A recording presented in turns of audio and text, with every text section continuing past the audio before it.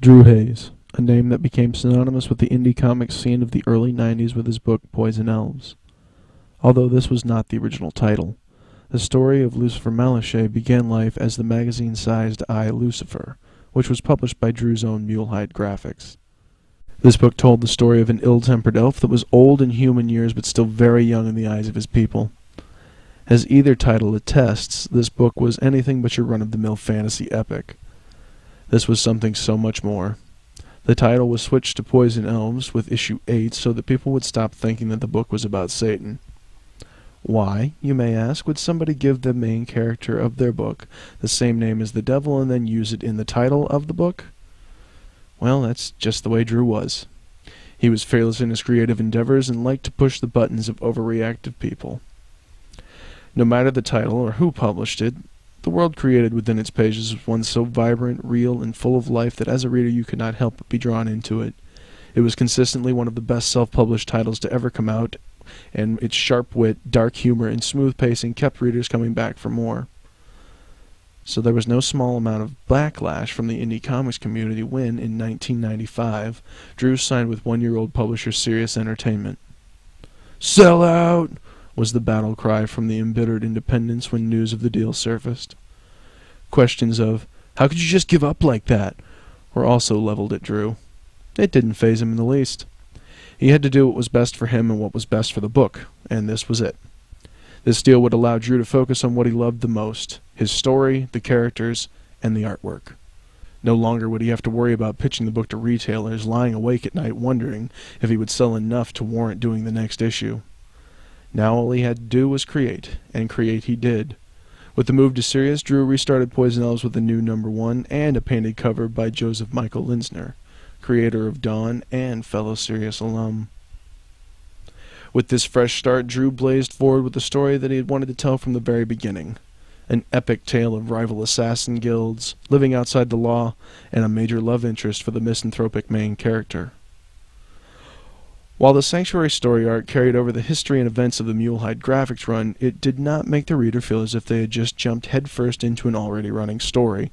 It was the perfect jumping-on point for new readers and a great continuation for those already familiar. This 39-issue tale is considered to be some of the best of the series by most. However, those who truly know the series understand that Sanctuary is just a small part of an even more epic and fantastic tale. After Sanctuary wrapped, Drew let loose and Jace wander around the lush and nicely populated world that he had created with Amrlin. But these were not just throwaway issues. No, Drew was constructing the groundwork and introducing supporting characters that would play critical roles in the Dark War story to come. Drew had been dropping hints of this eventuality for the denizens of Amrlin as early as issue 18 of the Mulehide run. Desert of the Third Sin Part 6, Cohesions to be specific. Drew also produced a few pinups of what Luce would look like after the events of the war took their toll. Unfortunately, Drew never got to finish this story. Just as he was getting the next chapter of Poison Elves started, he fell very ill. He began to battle with a sleep apnea and was in and out of the hospital for 2 years. During this time, Poison Elves was not coming out, so Sirius began to produce miniseries spin-offs of certain supporting characters from the book.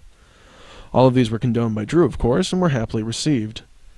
Unfortunately, sales and interest began to flag due to the absence of both Drew and the main Poison Elf storyline. But then there was a shining ray of hope. Drew had finished a brand new Hyena pinup to be used as the cover for the collected edition of the Hyena Mini, and shirts were produced proclaiming that the reports of Drew's demise were greatly exaggerated. Fans rejoiced at the sound of things getting back on track. In 2006, Drew began talking to Rob Horan through letters, letting the publisher know that he was feeling much better and was amped about the new issue. "I'd be a liar if I said the prospect of going back to the public eye work-wise didn't make me nervous, but I'm ready to. The biggest obstacle I see is recommitting to working every day, although I kind of already am. My health is good, my mind is unclouded by a little, and I'm actually pretty amped."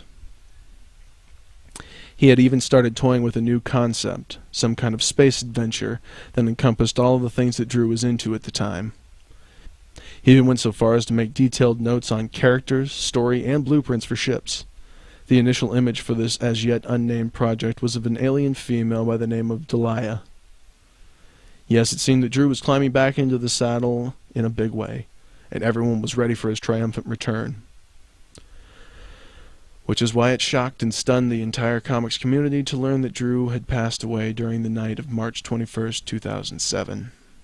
Dru was wrestling with a bout of pneumonia and he suffered a heart attack in his sleep.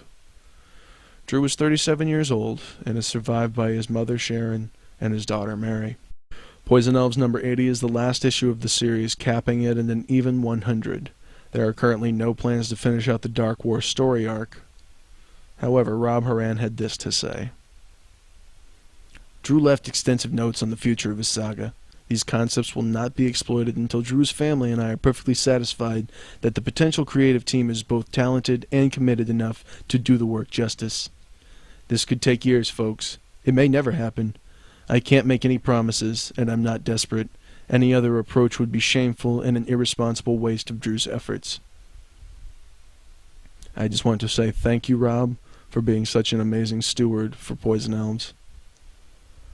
While there may be no plans to continue the story at this point, there are, however, plans to collect all of the starting notes sections from the entire run of the series. This is where Dru shared his life experiences with his readers. In the days before everyone from the age of 13 to 80 was yammering away bandwidth about their lives, Dru gave his readers a wide window into his personal life. Poison Elves may have been about an angst-ridden elf with a bad temper and an itchy trigger finger, but it was also about Dru. With the starting notes, you got to see the heart behind the epic tales. That's why loyal readers, most having never physically met Dru, felt as if they knew him. Dru's openness and candor made the reader feel as if he were having a personal conversation with just them. Very few people have the confidence and the strength of character to be so unflinching, especially when concerning themselves. Dru will be missed by many, many people, most of whom had never met him, but knew him just the same. The world of comics is a much sadder place with the loss of this incredibly talented, creative, and brilliant man. However, the comics landscape is a much brighter place because of the impact and influence of Dru and his triumph of a book, Poison Elves.